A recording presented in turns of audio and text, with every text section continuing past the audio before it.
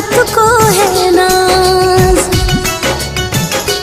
सुनो सरहद की आवाज, जिन पर भारत को है नाज।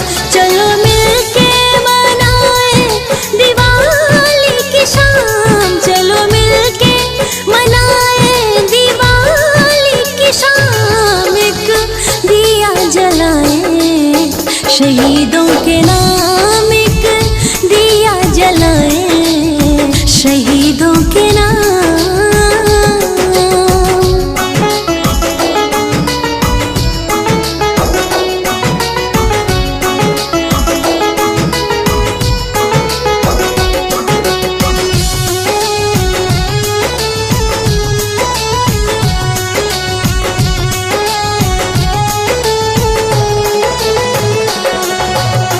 जिसका दिल धड़कता था देश के लिए, खून बहता था नस में स्वदेश के लिए।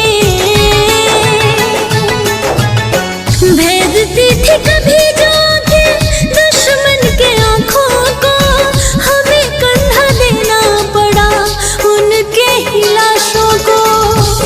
धरा भी आज हो जाए सचमुच में धाम, धरा भी आज हो जाए सचमुच में धाम। एक दिया जलाए शहीदों के नाम, एक दीपक जलाए शहीदों के नाम।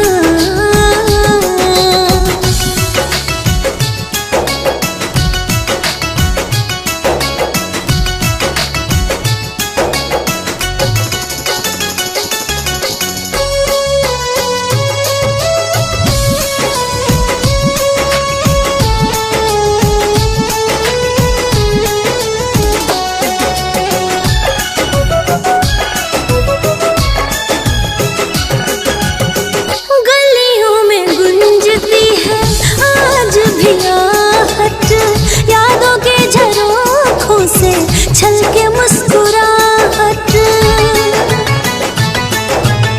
भारत माँ की आँखों का तारा, खुशबू तिवारी पाठक का वो सितारा।